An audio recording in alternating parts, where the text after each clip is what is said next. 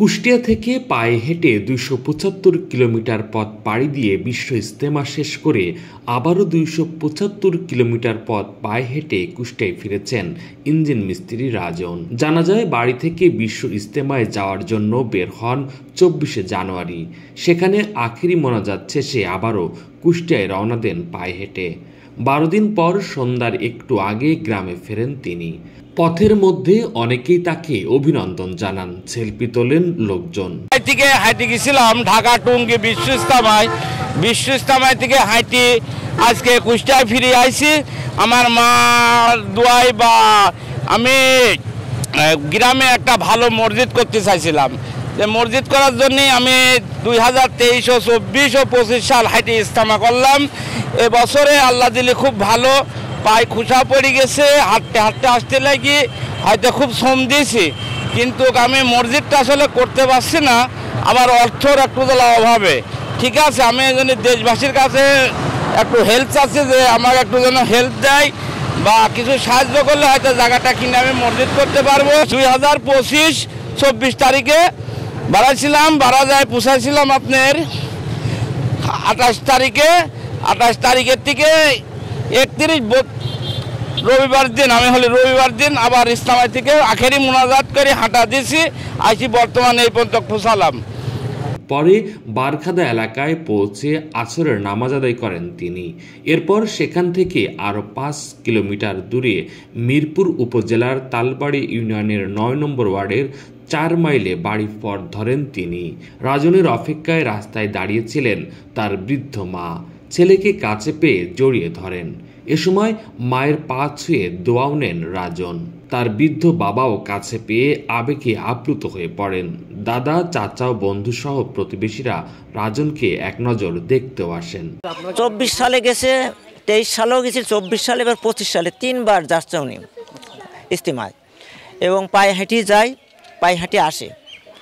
এটা এজন্যই যায় যে আগেকার মানুষ যে পায়ে হাঁটি হজ করতে যেত কত কষ্ট করে, সেটা অনুভব করার জন্য।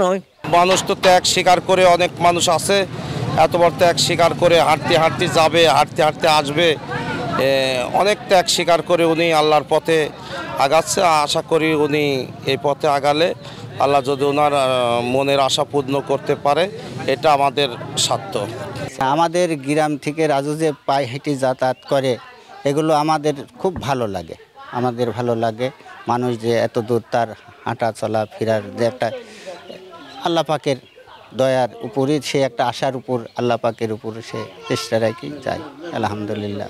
মা বাবা সহ অন্যদের সাথে নিয়ে নিজের বাড়িতে প্রবেশ করেন রাজন। এরপর সেখানে আশপাশের অনেকেই ছুটে আসেন রাজনকে দেখতে। রাজন বলেন তার মা বাবাকে কাছে পেয়ে পথের ক্লান্তি দূর হয়ে গেছে।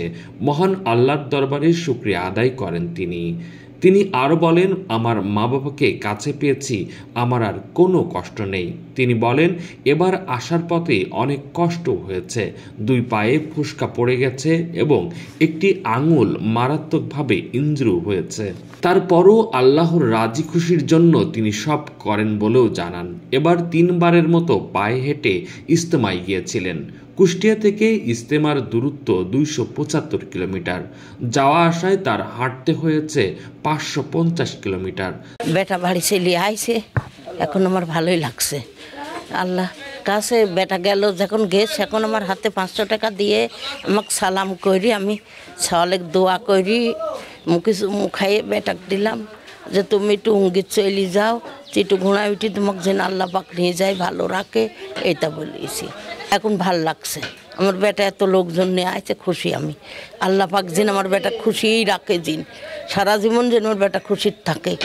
ভালো, আমার ছেলে পায়ে হাঁটি গেছিল, আবার পায়ে হাঁটি আইছে, বুঝলেন, এটা হলো আমার ভাল লাগছে আর কি। এখন ভাল লাগছে, এখন ছেলে আসার পর ভালো লাগছে। চিন্তা করতে তো অবশ্যই ছিলাম, বাপ মা ছেলের জন্য তো চেষ্টা করে, আপনারও করবেন আমারও করবেন, প্রত্যেকেরই করেন। ছেলে সাল বা 10 বাড়ি না করে, তত সবাই চেষ্টা করে যে আমার ছেলে বাড়িগুলো তার একটি মনের আশা মসজিদ ও মাদ্রাসা প্রতিষ্ঠা করা। এই জন্য জমি পেলেও তার অর্থ না থাকায় বাস্তবায়ন করতে পারছেন না তিনি। এই সহযোগিতা চান সবার কাছে। আমার পায়ে হাঁটিয়ে যাওয়ার আমার একটাই কারণ, আমি যেন ওই আল্লাহকে রাজি খুশি করার জন্য আর ওই মসজিদটা করার জন্য আমি পায়ে হাঁটে যাওয়ার উদ্যোগ নিয়েছিলাম। এবারও পায়ে হেঁটে যাওয়ার সময় হয়তো আমার যার অবস্থা ভালো ছিল, আসার অবস্থায় দেখছেন আমার পার খোসা পড়ে গেছে, খোসা পড়ে অবস্থা খুব খারাপ। আমার খুব অবস্থাটা আজকে আসার সময় এমন একটা ভালো যায় নাই। আমি ইস্তেমায় যাওয়ার আমার অনুভূতিটা আছে। আমি এক জায়গায় মসজিদ করতে চেয়েছিলাম, মসজিদের কাজের জন্য আমি ইস্তেমায় যাই। আমি হয়তো মনে করছিলাম আল্লাহ পাক রব্বুল আলামিন হয়তো খুশি হলে আমি হয়তো মসজিদটা করতে পারবো, এই জন্য আমি ঢাকা টুঙ্গি ইস্তেমায় যাই। আমি চাই যে আমার 2 কাঠা জায়গা আমাকে দিতে চাইছিল ওই লোক, আমাকে এখন দিচ্ছে না।